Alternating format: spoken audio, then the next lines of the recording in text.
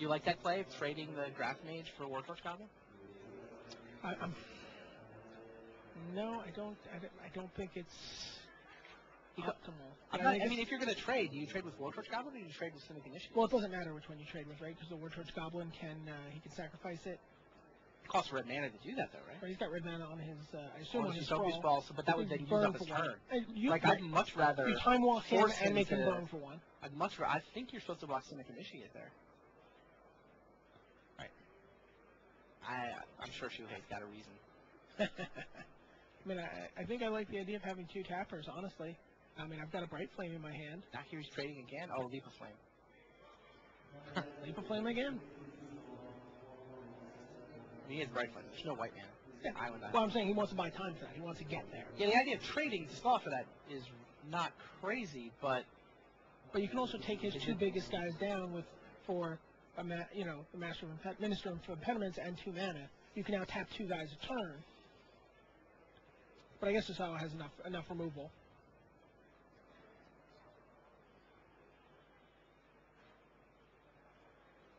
And is that a? That's the Cytoplasm Rootkin? I don't think I've had one of those guys yet. He seems crazy good. So the Simic Initiate became a 2/2, and now he can move the counters from the Simic Initiate onto the Cytoplast Rootkin. Is that correct? He can give counters to everybody with +1/+1 counters. Right. So let's get another reason in theory to kill the Initiate instead of the Wartorch Goblin. And what is that? That is that's the Troll, Sporeback Troll. Oh, Sporeback Troll. So now all of his guys regenerate for a green 1. A 3/3, another 3/3, a 2/2, and they all regenerate. I do not see Shuhei Nakamura coming back from this position. This is the deck that Joe Cosby got steamrolled by. Now Osawa actually, he even hiccuped on mana, but it still came roaring out of the gates. There's a pretty big street breaker from 1 land away here also. Oof. And meanwhile, Christian Hutenberger has had trouble on manas. We talked about the fact in his quarterfinal match against Quentin Martin, the way that match basically went. If Hutenberger drew his lands, if his 4-color deck, he could win. Otherwise, he was in trouble. He stumbled on mana, and Aaron Brackman smashed him. So Brackman all of a sudden up 2-0, 1 game away from the finals.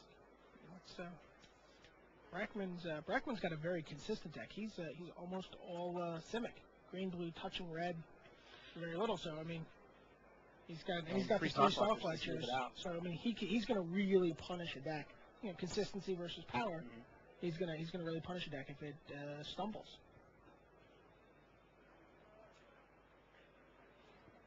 Osawa sends 3/3 Sporeback Troll into the red zone. Minister of Impediments is locking down his Rootkin. Shuhei now falls down to 8. And he kept the Simic Initiate back so he could block and not take 4 himself. I don't know. I think if I'm that far, I don't think so. I think if I'm that far ahead. But, or perhaps he left it back because he had scattered the seeds in his hand. Gonna make an army of grizzly bears? That's an option. Simic Initiate is going to give everything up for the team here. Tap for mana and loot, and then die as his counters get spread out. Sure. Seems reasonable. And we're going to be beyond Shuhei's ability to Bright Flame pretty soon. Is it the 1 red and 1 white? That's some work left to do. Yeah. Top of his deck has a lot of work left to do. He's got a Conclave Equinox, but he can't play it without tapping his Minister of Impediments. He's got to use that as his white mana source. Which means he's going to take a lot of damage, or lose 2 guys to regenerating Simic creatures. Looking at the forums, they also think Osawa has the best deck. Forums in the draft viewer. Well, I mean, this was the best deck on day 1, right? I mean, he doesn't have the blue version. He likes the blue also, but he went green red, green red black. Yeah, he got Bloodgraph without any Simic, or without any blue anyway. Right. He got the monocolor draft cards.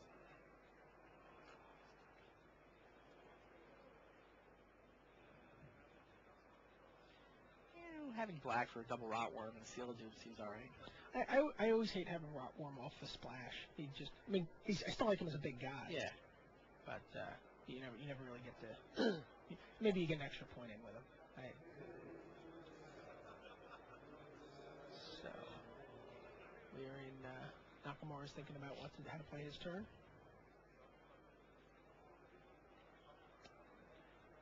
Oh, and Takuya declines to scatter.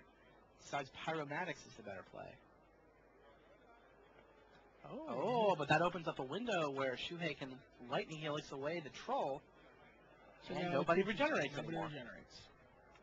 So they still get bigger.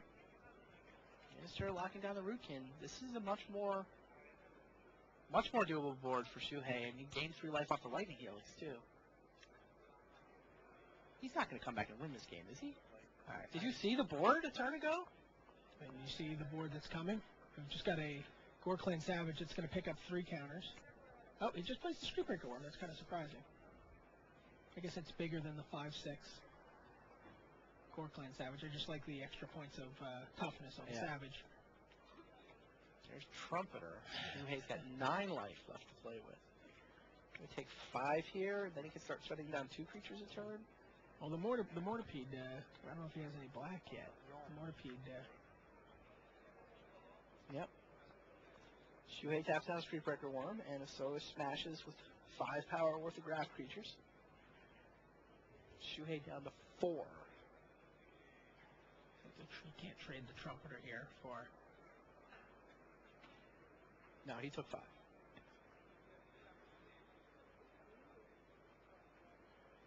Do you sit back on Scatter here if you're Osawa, or do you play another Fatty? I think I play the 5/6 Fatty. I might even just move a counter over to it, make it 6/7. Can't kill it. He's got 2. He's got to deal with those 2 monsters. No, I think I make the Scatter. Scatter seems better. Scatter seems better, yes. Shuhei has the ability to neutralize any one guy. Yeah, he needs multiple. The Trumpeter and the Miniature, it seems like it's good to have lots of guys. The question is, do you spread counters out on them? I don't know that it matters all that much. I mean, either way, you can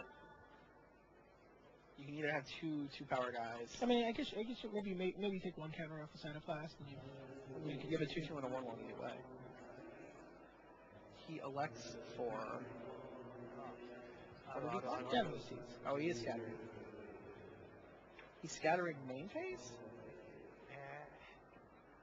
He's worried about permission, so he scatters main phase. Sure. The white tap, no overrule. He may have talked about it. It's not like blue is what you're looking for anymore in this counter spell. You're looking for blue white X. Right. Bright Flame can't bite him here because it's 2 turns away. Well, I guess it's really a Signet away, but I mean, I don't know. They've seen the deck list, so he knows that there's not a ball. Here's the thing, though. All right, Shuhei just scoops him up. So Takuya Osawa evens this match, 1 game apiece. Usawa's deck did what Usawa's deck is designed to do. That was a double mulligan from Shuhei. A double mulligan from Shuhei's deck. His deck is looking pretty resilient. It's true. I mean, he was very close to being in that game. Sorry, he's still in the match. While these guys shuffle up for Game 3, we will see if we can get our cameras back to the other semifinal match and take a look at the 2 German players.